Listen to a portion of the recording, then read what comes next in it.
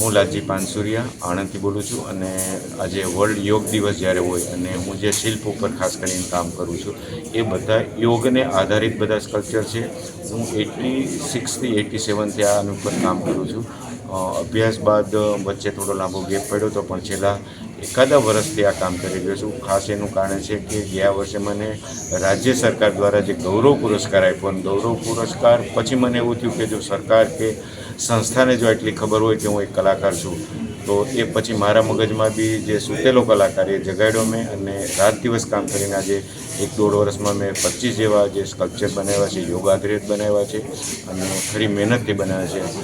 ફરીથી હું રાજ્ય સરકારનો એટલે આભાર માનું છું કે મારામાંનો જે કલાકાર હતો એ રાજ્ય સરકારના ગૌરવ પુરસ્કારને કારણે આજે હું ફરીથી મારા જે સાચા ફિલ્ડમાં હતો એ પાછા ફિલ્ડમાં હું આવી ગયો છું.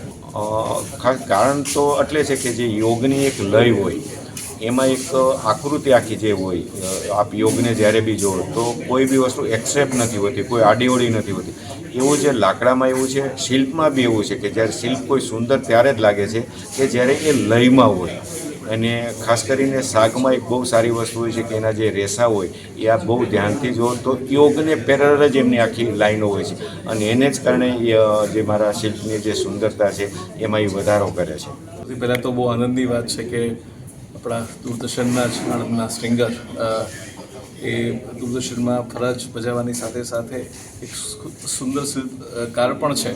એ આજે ખ્યાલ આવે છે કે કઈ એમની વર્ષોની એક મહેનત છે શિલ્પકલા સાથે જોડાયેલા છે. શિલ્પ એ ભારતીય સંસ્કૃતિ અથવા ભારતીય કલા જગતની અંદર આપણે જોઈએ તો વર્ષોથી આપણે ભારતમાં ખેર શિલ્પ જોવા મળે છે. આપણે પથ્થરના શિલ્પ જોઈએ છે, આપણે લાકડાના શિલ્પ જોઈએ છે, પણ જ્યારે શિલ્પકળાની વાત આવે ત્યારે શિલ્પકળાની અંદર તમારે એક તર્કની સાથે ભાવનો પણ એક સમન્વય હોય.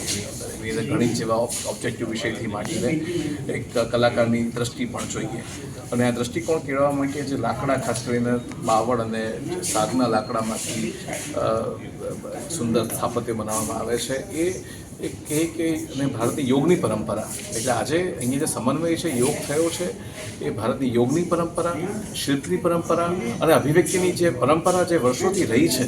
આપણે ભારત અભિવ્યક્તિ બાબતે હંમેશા બહુ જ મુખર રહ્યું છે, અને એ અભિવ્યક્તિની મુખરતાનું જે હંમેશા જોઈએ કે તંતુ આવા લલિત કલા જેવા એના પ્રદર્શનમાં જોવા મળતું હોય, તો મને લાગે છે ગુજરાતના કલા જગતમાં કે ભારતના કલા જગતમાં કે અને તો આમ ભાષા શું કહેવી, આ તો આખો વૈશ્વિક કલા તો વૈશ્વિક બાબત છે.